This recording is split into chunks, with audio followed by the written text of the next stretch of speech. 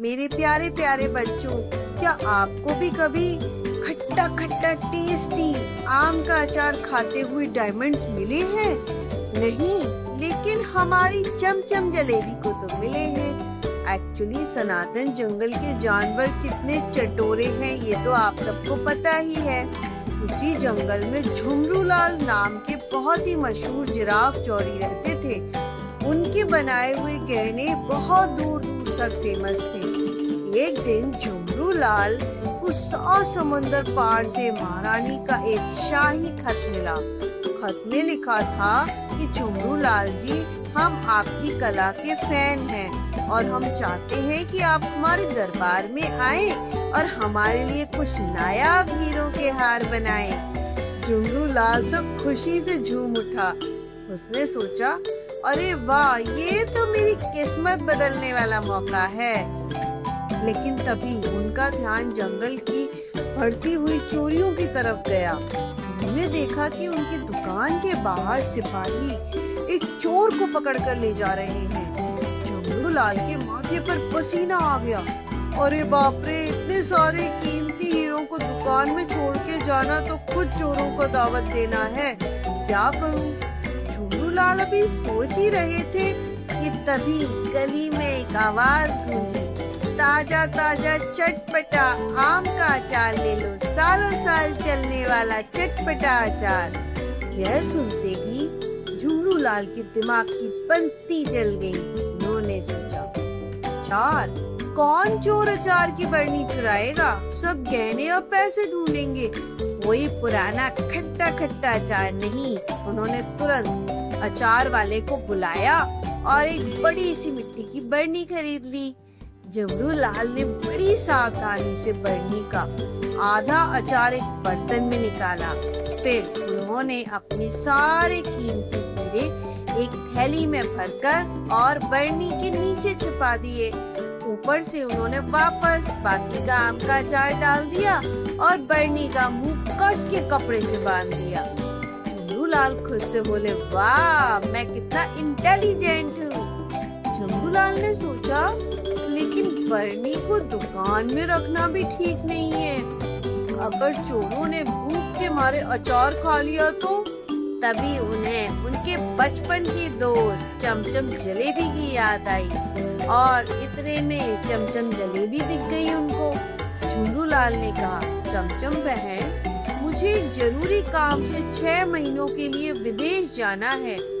माँ ने घर से बड़े प्यार से ये अचार की बरनी भेजी है, लेकिन मेरे घर में तो बहुत चूहे हैं, क्या तुम इसे अपने पास रख लोगी? चमचम जलेबी ने अपनी आंखें मटकाते हुए कहा, ये क्या ड्रामा है, बस इतनी सी बात? अरे दोस्त, मैं तो इसे अपनी जान से भी संभाल के रखूंगी ज्यादा। इसे मेरे घर के कोने में छोड़ दो, कोई परिंदा भी वहाँ पर नहीं मार सकता। झुमरू लाल को राहत मिली और वो निश्चिंत होकर विदेश चले गए।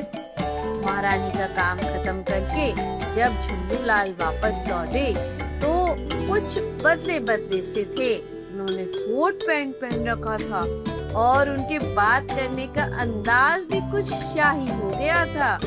वे सबसे पहले चमचम जलेबी के घर पहुँचे।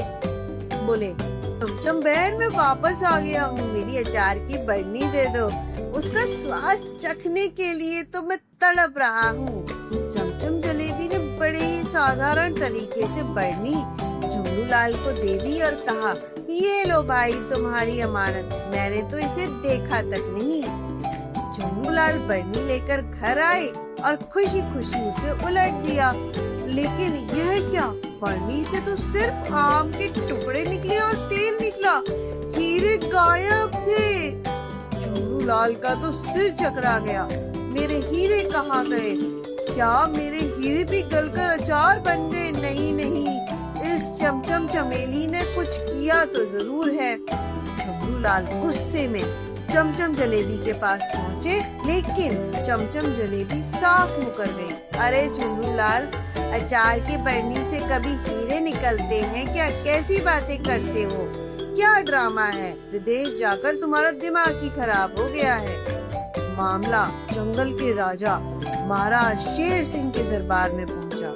महाराज ने पूछा, झुंझुनलाल, क्या तुम्हारे पास कोई सबूत है कि तुमने बरनी में हीरे रखे थे? झुंझुनलाल ने सिर झुकाकर कहा, नहीं महाराज, मैंने तो भरोसे में आकर उसे दिए थे। चमचम जलेबी हाथ जोड़कर बोली, महाराज मैं तो बेकसूर हूँ, मैंने तो इस बरनी को छुआ तक नहीं। हमारा राघव ये सब देख रहा था।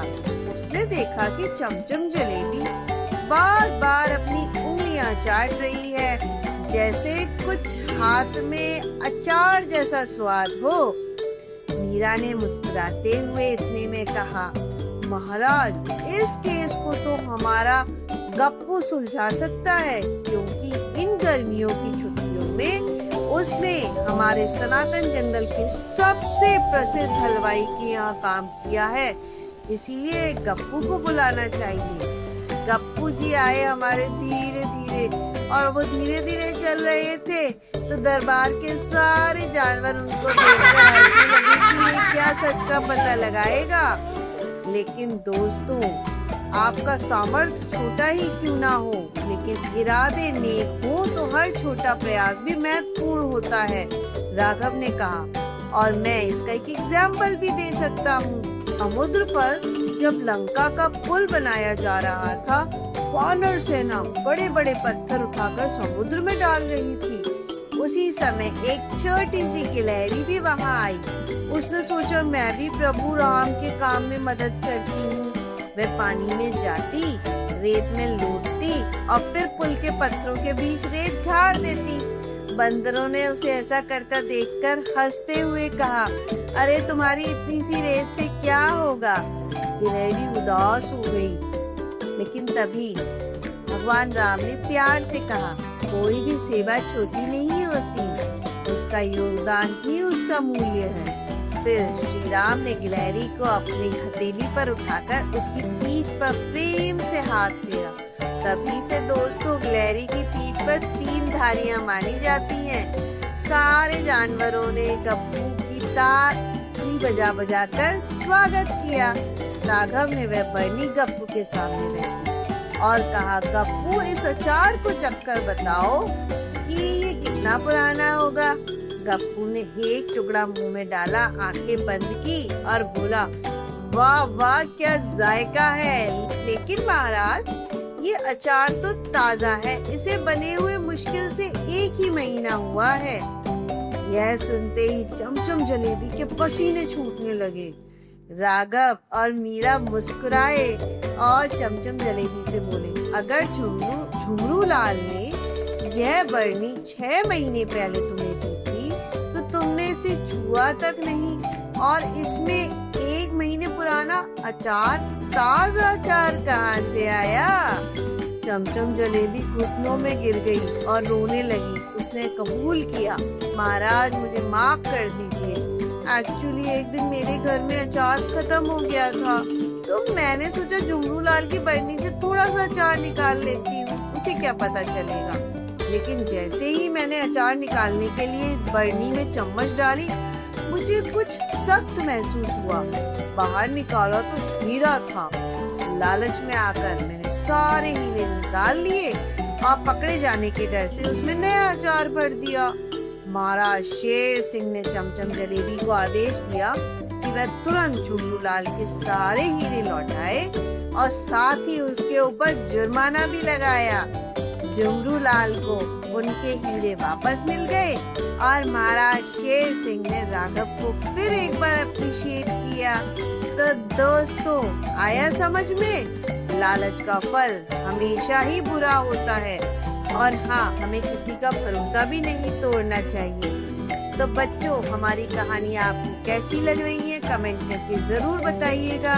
मिलते हैं अगली कहानी में। धन्यवाद।